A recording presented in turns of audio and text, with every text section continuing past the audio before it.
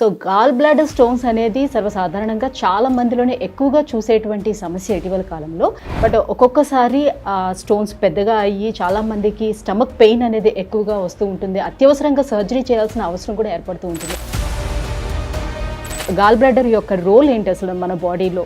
Gall bladder అనేది ఒక small pouch, ఒక చిన్న సంచిలాగా లివర్ కింద ఉంటుందన్నమాట. ఈ గాల్ బ్లాడర్ స్టోన్స్ అనేది అందులో మనం చూసుకుంటే 95% మందిలో మనం చూసేది కొలెస్ట్రాల్ గాల్ స్టోన్స్. ఓకే, మిగిలిన 5%లో మనం చూసేది పిగ్మెంటెడ్ స్టోన్స్. పిగ్మెంటెడ్లో 2 రకాలు ఉంటాయి, black pigment, brown pigmented stones. ఇది 5%లోనే ఉంటుంది. ఫ్యామిలీలో ఎవరికైనా గాల్ బ్లాడర్ స్టోన్స్ ఉంటే నెక్స్ట్ జనరేషన్లో వచ్చే అవకాశం ఉంటుంది. సో గాల్ బ్లాడర్ స్టోన్స్ ఎప్పుడు ప్రమాదంగా భావించాలి? గాల్ బ్లాడర్ స్టోన్ వల్ల నొప్పి వచ్చింది అంటే అప్పుడు మనం దీన్ని సీరియస్గా తీసుకోవాల్సిన అవసరం ఉంది. ఆ నొప్పి కూడా సెంటర్ ఆఫ్ ద అబ్డామిన్ నుంచి కుడి పక్కకి, రైట్ సైడ్ రిబ్ కేజ్ కింద సివియర్ పెయిన్. ఆ నొప్పిని మనం మర్చిపోలేము. రైట్ షోల్డర్కి, వీపులోకి రేడియేట్ అవుతుంది అంటే 90% ఆఫ్ ద టైం ఇది గాల్ బ్లాడర్ స్టోన్ వల్ల. వాల్ థిక్నెస్ 3 to 4 mm కన్నా ఎక్కువ ఉంది అంటే వాపు వచ్చింది అని అర్థం. 2 mm కన్నా తక్కువ ఉండాలి గాల్ బ్లాడర్ వాల్ యొక్క థిక్నెస్. 3 to 4 mm దాటి ఉంది అంటే. సో గాల్ బ్లాడర్ క్యాన్సర్ అనేది ఎప్పుడు చూస్తాం సార్? ఈ బైల్స్లో రివర్స్లో బ్లడ్ లోపలికి బిగుబిన్ వెళ్ళిపోయి జాండిస్ వచ్చే అవకాశం ఉంటుంది.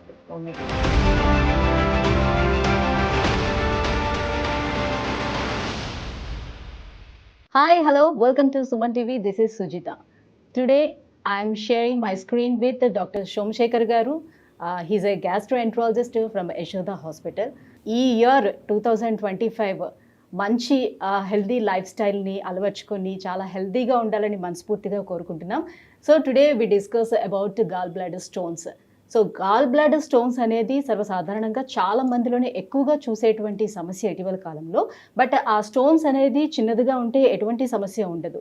బట్ ఒక్కొక్కసారి స్టోన్స్ పెద్దగా అయ్యి చాలా మందికి స్టమక్ పెయిన్ అనేది ఎక్కువగా వస్తూ ఉంటుంది. అత్యవసరంగా సర్జరీ చేయాల్సిన అవసరం కూడా ఏర్పడుతూ ఉంటుంది. ఎందుకు ఈ గాల్ బ్లాడర్ స్టోన్స్ అనేది ఏర్పడుతూ ఉంటాయి? అసలు ఈ గాల్ బ్లాడర్ యొక్క రోల్ ఏంటి మన బాడీలో? దీని యూజెస్ ఏంటి? సో ఈ విషయాలన్నీ మనకి జనరల్గా ఉన్నటువంటి డౌట్స్ అన్నీ కూడా డాక్టర్ని అడిగి క్లారిఫై చేసుకుందాం. Hello sir. Hello, how are you sir? Good good. Yeah, first of all I wish you very happy new year. Thank you, same to you. Yeah sir, gall bladder stones గురించి ఈరోజు మనం discuss చేసుకుందాం. So చాలా మందికి దీని మీద కొద్దిగా అవగాహన తక్కువ అని తెలుస్తుంది. దానికోసమే ఒక అవేర్నెస్ కోసం అనమాట. సో గాల్ బ్లాడర్ స్టోన్స్ గురించి మాట్లాడుకునే ముందు అసలు గాల్ బ్లాడర్ యొక్క రోల్ ఏంటి అసలు మన బాడీలో? ఎస్, గాల్ బ్లాడర్ అనేది ఒక స్మాల్ పౌచ్, ఒక చిన్న సంచిలాగా లివర్ కింద ఉంటుందన్నమాట. లివర్లో బైల్, మనకి పిత్తం అంటారు. ఈ బైల్ జ్యూసెస్ లివర్లో తయారవుతాయి. లివర్లో నుంచి ఇంటెస్టైన్లోకి దాని రూట్, మనం ఫుడ్ అక్కడికి వచ్చినప్పుడు ఇంటెస్టైన్లోకి వెళ్ళి బైల్ ఫుడ్తో కలిసి మన డైజెషన్కి హెల్ప్ చేస్తుంది. అయితే మధ్యలో ఈ ఇంటెస్టైన్కి వెళ్ళే దారిలో గాల్ బ్లాడర్ అనేది ఒక పౌచ్ ఉంటుంది. జనరల్గా లివర్లో తయారైన బైల్ అంతా గాల్ బ్లాడర్లో స్టోర్ అవుతుంది. స్టోర్ అయ్యి గాల్ బ్లాడరు దాన్ని కాన్సన్ట్రేట్ చేస్తుంది. కాన్సన్ట్రేట్ చేసి ఎగ్జాక్ట్గా దాన్ని స్టోర్ చేసుకుని టైమింగ్, మన ఫుడ్ ఎప్పుడైతే ఇంటెస్టైన్ లోపలికి వస్తుందో, స్మాల్ ఇంటెస్టైన్లో రిలీజ్ చేస్తుంది, అప్పుడు ఇది రిలీజ్ చేస్తుంది. ఈ బైల్ వెళ్ళి ఫుడ్తో కలిసి డైజెషన్కి హెల్ప్ చేస్తుంది. మన ఫ్యాట్స్ కానీ ప్రోటీన్స్ అన్ని డైజెషన్కి బైల్ అనేది చాలా అవసరం. సో గాల్ బ్లాడర్ ఇదే స్టోరేజ్ ఆర్గాన్, బైల్ని స్టోర్ చేసుకునే ఆర్గాన్, కాన్సన్ట్రేట్ చేసే ఆర్గాన్.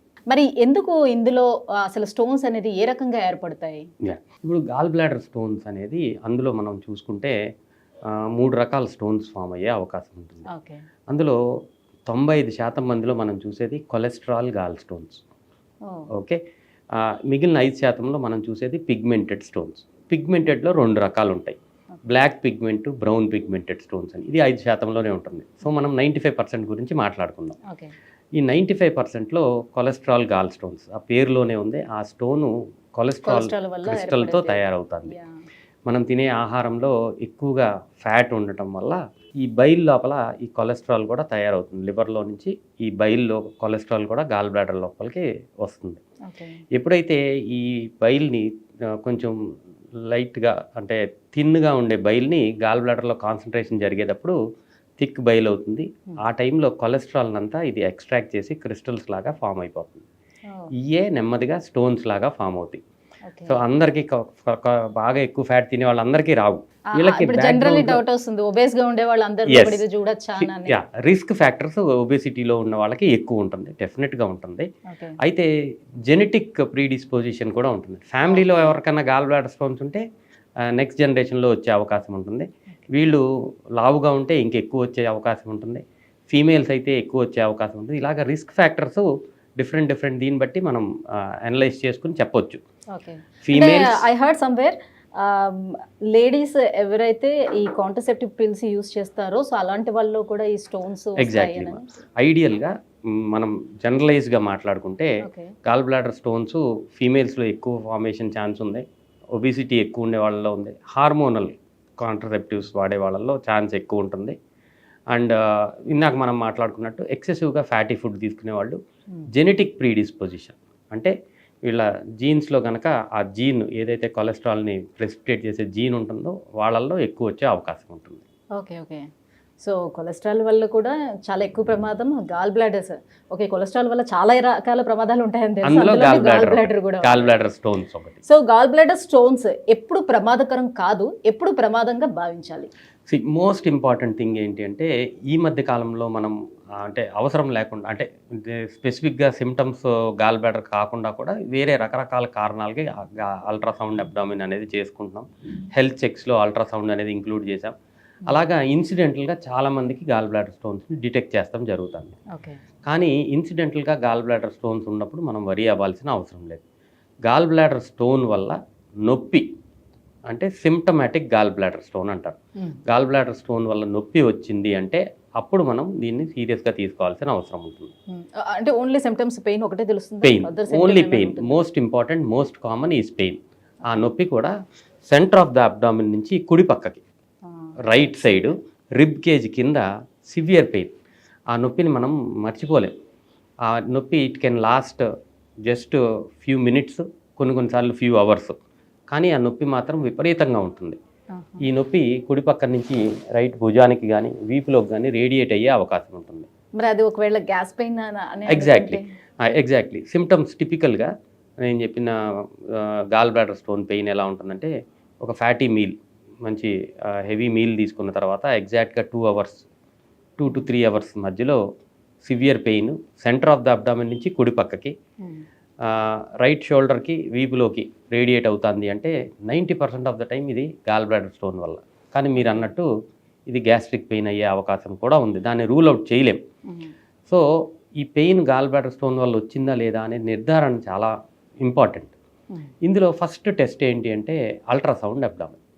అల్ట్రాసౌండ్ అబ్డామిన్ చేసుకున్నప్పుడు గాల్ బ్లాడర్ యొక్క గోడలు అంటే walls of the gall bladder swollen అయి ఉంటాయి.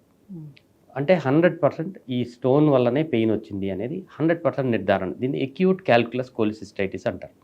కోలిసిస్టైటిస్ అంటే గాల్ బ్లాడర్ వాపుకు గురైంది అనేది డయాగ్నోసిస్. ఇలా వచ్చినప్పుడు డెఫినెట్గా it is a warning sign. మనం we have to go for gall bladder surgery. ఇది నెక్స్ట్ సినారియో మనం తీసుకుంటే గాల్ బ్లాడర్ ఇలాంటి టిపికల్గా పెయిన్ వచ్చింది, అల్ట్రాసౌండ్ స్కాన్ చేసుకున్నాం. స్కాన్ చేసుకున్నప్పుడు గాల్ బ్లాడర్లో స్టోన్స్ కనపడినాయి కానీ గాల్ బ్లాడర్ వాపు లేదు. అలా అని గాల్ బ్లాడర్ ప్రాబ్లం కాదు అని 100% కొట్టిపడేయలేం. బిలియరీ కోలిక్ అంటారు. అంటే ఈ గాల్ బ్లాడర్ పియర్ షేప్డ్ ఉంటుంది, ఒక చిన్న పైప్ బయటకు వస్తుంది, సిస్టిక్ డక్ట్ అంట. ఈ స్టోన్ అక్కడికి వెళ్ళి ఇరుక్కుని మళ్ళీ వెనక్కి పడిపోవచ్చు. ఆ ఇరుక్కున్న ఆ హాఫ్ అన్ అవర్ పెయిన్ లాగా వచ్చి తగ్గిపోయి ఉండొచ్చు. బిలియరీ కోలిక్ అంటారు దీన్ని. ఇది కూడా వార్నింగ్ సైన్. నెక్స్ట్ కోలిసిస్టైటిస్ వచ్చే అవకాశం ఉంది. బిలియరీ కోలిక్ వచ్చిన వాళ్ళకే 60 to 70% మళ్ళీ కోలిసిస్టైటిస్ వచ్చే అవకాశం ఉంది, అంటే కాంప్లికేషన్లోకి వెళ్ళే అవకాశం ఉంది. వీళ్ళకి మనం ఏం చేయాలి అంటే మిగిలిన కారణాలు గ్యాస్ట్రిక్ ప్రాబ్లం లేదు అని కన్ఫర్మేషన్ చేసుకోవాలి. ఈ గాల్ బ్లాడర్ ఫంక్షనింగ్ తెలుసుకుంటానికి హైడా స్కాన్ అని ఒక టెస్ట్ ఉంటుంది. ఈ స్కానింగ్ చేసుకుంటే వాళ్ళకి గాల్ బ్లాడర్ ఫంక్షన్, ఈ పంపింగ్ ఫంక్షన్ స్లో అయిపోతుంది. సో అప్పుడు కూడా గాల్ బ్లాడర్ స్టోన్ వల్లనే ప్రాబ్లం వచ్చింది, వీళ్ళు డెఫినెట్గా సర్జరీకి వెళ్ళాలి. ఇది మనం నిర్ధారణ చేసుకోవడానికి మనకి సెపరేట్ రూట్ పాత్వే ఉంటుంది. ఈ పాత్వేని ఫాలో అయితే మనం కనుక్కోవచ్చు ఈ నొప్పి గాల్ బ్లాడర్ స్టోన్ వల్ల వచ్చిందా రాలేదా. ఓకే. అంటే మనం తీసుకునే ఆహారము ఇప్పుడు జీర్ణం కావడం కోసమని ఇది ఈ రసాయనాలను ఏదైతే వదిలిపెడుతుందో ఈ పంపింగ్ అనేది స్లో అయిపోయినప్పుడు మనకి ఈ అరుగుదల అనేది కూడా తగ్గిపోతుందా? ఎస్, గాల్ బ్లాడర్ అలాగే ఉండి పంపింగ్ స్లో అయినప్పుడు అరుగుదల తగ్గే అవకాశం ఉంటుంది. కొన్నిసార్లు ఈ గాల్ బ్లాడర్ ఫంక్షనాలిటీనే కంప్లీట్గా ఆగిపోవచ్చు. అప్పుడు గాల్ బ్లాడర్ ఫంక్షనాలిటీ తగ్గిపోయినప్పుడు బైల్ డైరెక్ట్గా లివర్లో నుంచి ఇంటెస్టైన్ లోపలికి వెళ్ళిపోతుంది. అరుగుదల తగ్గకపోవచ్చు. కానీ ఈ ఫంక్షనాలిటీ ఇజెక్షన్ ఫ్రాక్షన్ తగ్గినప్పుడు ఈ డైజెషన్ ప్రాసెస్ కొంచెం స్లో అయ్యి కడుపు ఉబ్బరంగా ఉండటం, క్రానిక్ కోలిసిస్టైటిస్ అంటారు. ఇలాగా కొంచెం కడుపు ఉబ్బరంగా ఉండటం, ఇవన్నీ గ్యాస్ ప్రాబ్లం అని మనం ఇంకో పక్కకి వెళ్తాం. ఎన్ని మాత్రలు వేసుకున్నా గ్యాస్ తగ్గట్లేదు, ఏమన్నా చేస్తే అన్నీ బాగానే ఉన్నాయి అంటున్నారు. ఇలాంటి కేసు సినారియోస్ మనం చూస్తాం. క్రానిక్ కోలిసిస్టైటిస్, గాల్ బ్లాడర్లో స్టోన్స్ ఉండి ఈ అల్ట్రాసౌండ్ స్కాన్లో స్టోన్స్ మాత్రమే కనపడితే ఇంకేం కనపడకపోవచ్చు. అంటే ఇప్పుడు లెఫ్ట్ వచ్చింది అనుకోండి, లెఫ్ట్ చెస్ట్ వైపు పెయిన్ వస్తుందంటే ఓకే ఇదేమైనా హార్ట్కి సంబంధించి అనుకుంటాం. రైట్ సైడ్ వచ్చేటప్పుడు జనరల్లీ అనుకునేది ఏంటంటే అయ్యా గ్యాస్ పెయిన్ ఉండొచ్చు, అంత వరి అవ్వాల్సిన అవసరం లేదని. కానీ గాల్ బ్లాడర్ రైట్ సైడే వస్తుంది. ఎప్పుడైతే ఇప్పుడు ఏదైతే ఈ గాల్ బ్లాడర్ ఉంటుందో దాన్ని ఎంత థిక్నెస్ ఉంటుంది సార్? ఎంత ఎంఎం థిక్నెస్తో? నార్మల్గా వాల్ థిక్నెస్ అనేది ఈ గాల్ బ్లాడర్ యొక్క సైజ్ అడుగుతున్నారు. గాల్ బ్లాడర్ యొక్క సైజు చాలా చిన్నగా ఉంటుంది. వాల్ థిక్నెస్ 3 to 4 mm కన్నా ఎక్కువ ఉంది అంటే వాపు వచ్చింది అని అర్థం. 2 mm కన్నా తక్కువ ఉండాలి గాల్ బ్లాడర్ వాల్ యొక్క థిక్నెస్. అల్ట్రాసౌండ్ స్కాన్లో మనకు తెలిసిపోతుంది. 3 to 4 mm దాటి ఉంది అంటే ఎస్ దీనికి వాపు వచ్చింది అని అర్థం. Okay okay. అంటే అందులో స్టోన్స్ ఏమైనా ఎక్కువైపోయేటప్పుడు ఆ పొర అనేది, ఆ వాల్ అనేది చిట్లు పోయి బయటికి రావడం లాంటివి ఏమైనా జరుగుతుందా? జరుగుతుంది. ఇది స్టోన్స్ ఎక్కువ అవుతాం వల్ల జరగదు. వాపు వచ్చి తగ్గింది, నొప్పికి ట్యాబ్లెట్ వేసుకుని మనం ఎవరికి చూపించుకోవట్లేదు. ఓకే. ఆ వాపు వచ్చి తగ్గినప్పుడు ఆ పొర ఇంకా సన్నగా అయిపోయి, నెమ్మదిగా సన్నగా అయిపోయి చిట్లిపోయి గాల్ బ్లాడర్ పర్ఫరేషన్ అయ్యే అవకాశం ఉంటుంది. కాంప్లికేషన్స్ ఇవన్నీ గాల్ బ్లాడర్ స్టోన్స్ వల్ల కాంప్లికేషన్స్లో ఫస్ట్ మనం ఇందాక మాట్లాడుకుంది కోలిసిస్టైటిస్, వాపు రావటం. ఈ వాపు వచ్చి తగ్గిపోతూ ఉంది, మనం ఏమీ మెడికల్ అటెన్షన్లోకి వెళ్ళలేదు. సో సడన్గా ఒక ఏరియాలో వాల్ థిన్ అయిపోయి పర్ఫరేషన్ అయిపోయి గాల్ బ్లాడర్ పర్ఫరేషన్ అవుతుంది. అక్యూట్ ఎమర్జెన్సీ, సివియర్ పెయిన్ ఉంటుంది. ఇది సెకండ్ డెఫినెట్గా అది ఏజ్ ఆఫ్ ద పేషెంట్ని బట్టి, మిగిలిన జనరల్ కండిషన్స్ని బట్టి. ఫర్ ఎగ్జాంపుల్ బాగా అన్కంట్రోల్ డయాబెటీసు, ఒక 65 years ఓల్డ్, వేరే ఏదన్నా కోమార్బిడిటీస్ ఉంటాయి, ఇది లైఫ్ థ్రెటనింగ్ ఇష్యూ అయ్యే అవకాశం ఉంటుంది. అది ప్రాణం పోయే అవకాశం ఉంటుంది ఇలా గాల్ బ్లాడర్ చిట్లిపోతాయి. సో కొన్ని life threatening issues gall bladder stones వల్ల ఉండే అవకాశం ఉంటుంది. అందులో ముఖ్యమైనది perforation of the gall bladder. Okay. So gall bladder cancer అనేది ఎప్పుడు చూస్తాం సార్ మనం? గాల్ బ్లాడర్ క్యాన్సర్ అనేది సౌత్ ఇండియా, దక్షిణ భారతదేశంలో చాలా చాలా అరుదుగా మనం చూస్తాము. ఎస్, ఇన్సిడెన్సెస్ స్పొరాడిక్గా ఉన్నాయి కానీ బట్ రెగ్యులర్గా ఎక్కువ లేవు. North India, north eastern India అంటే బీహార్ నుంచి వెస్ట్ బెంగాల్, ఆ నార్త్ ఈస్ట్ పార్ట్ ఆఫ్ ఇండియాలో గాల్ బ్లాడర్ క్యాన్సర్స్ ఎక్కువగా ఉన్నాయి. ఎందుకని? సో జెనెటిక్ ప్రీడిస్పోజిషన్, అక్కడ వాళ్ళ జీన్స్లో ఆ గాల్ బ్లాడర్ క్యాన్సర్ జీన్ని వాళ్ళు క్యారీ చేస్తున్నారు కాబట్టి.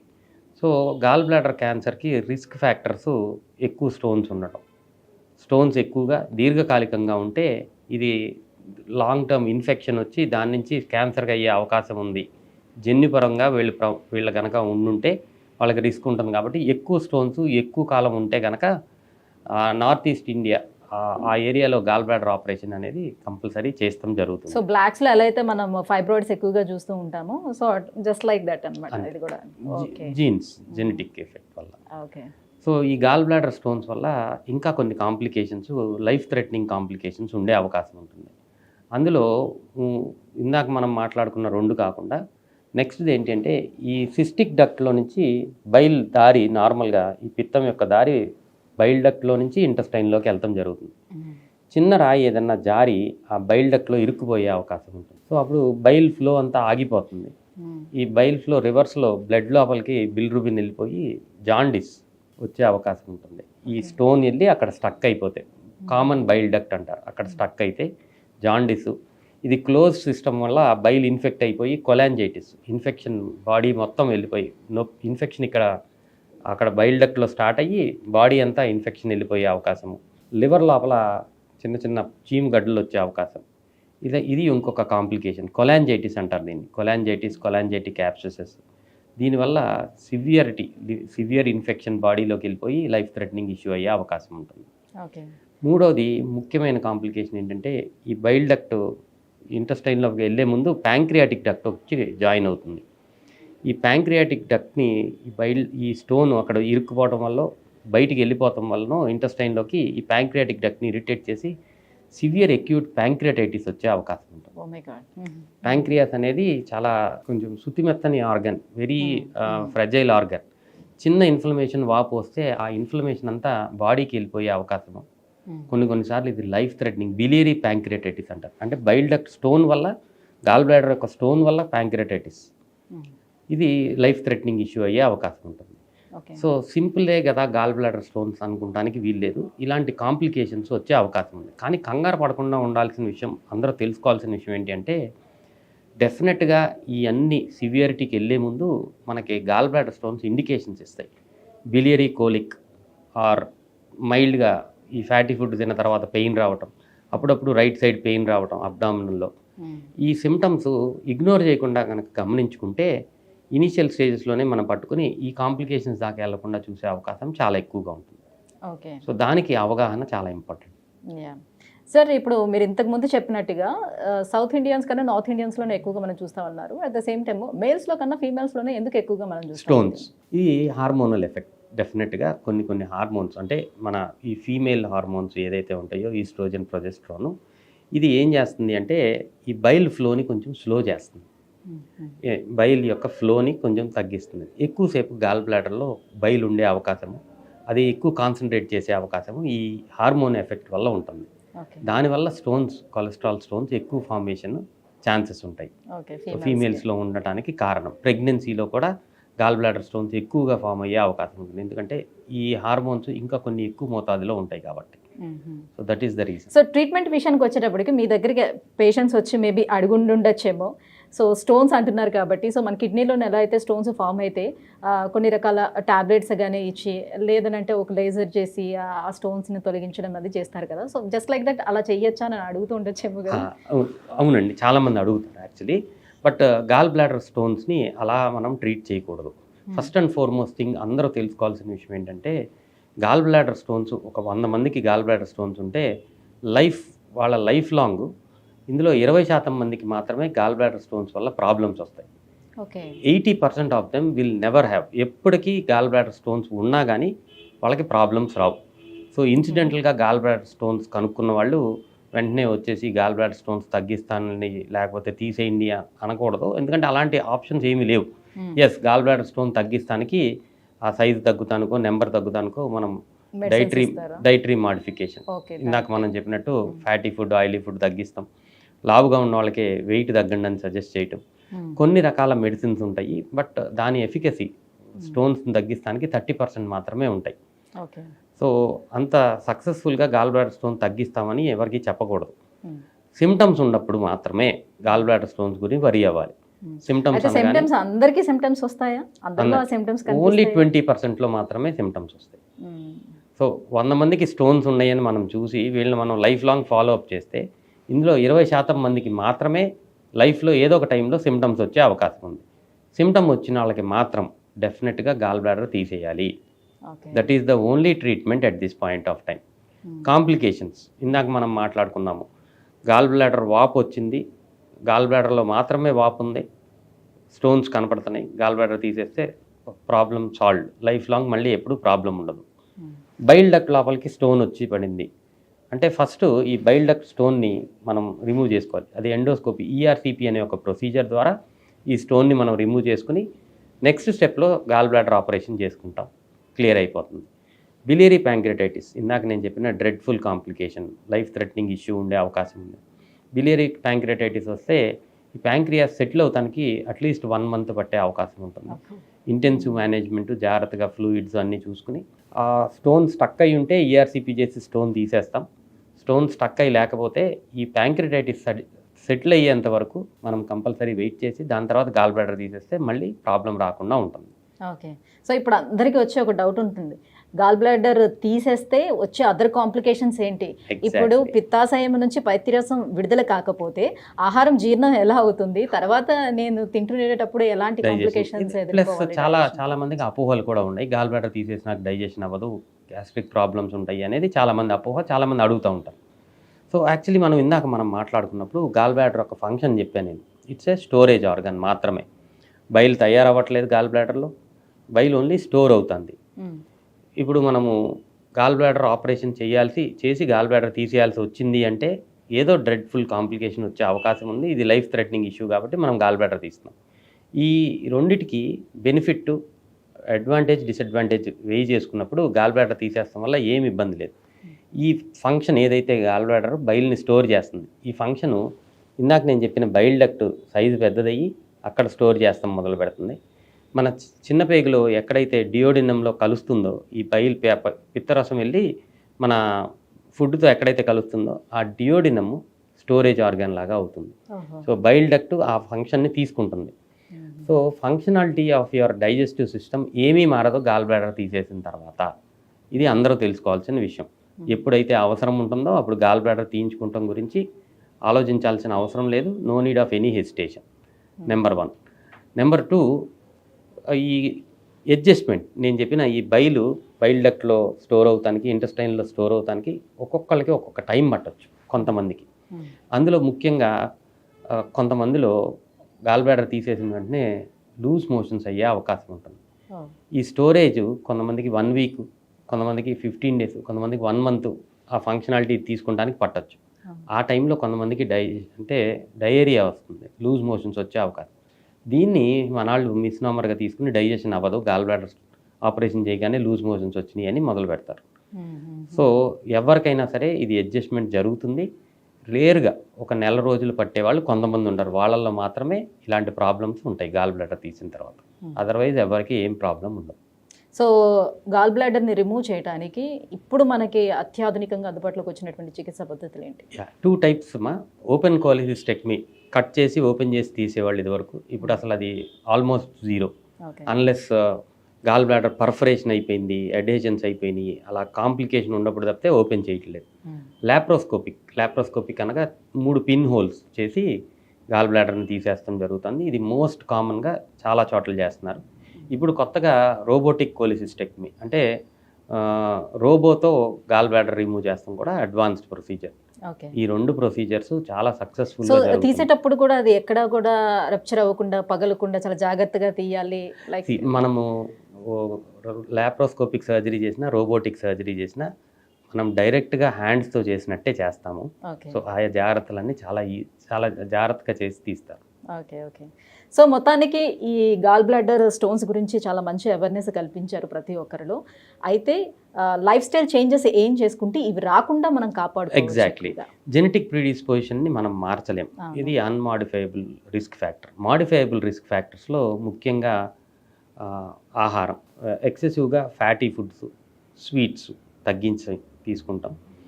వెయిట్ లాస్, డ్రాస్టిక్గా వెయిట్ లాస్ అవ్వకూడదు, ఎక్సెసివ్గా వెయిట్ ఉండకూడదు. ఈ 2 కాంప్లికేషన్స్. ఎక్కువగా బరువు ఉన్న వాళ్ళకే గాల్ బ్లాడర్లో స్టోన్స్ వచ్చే అవకాశం ఉంది.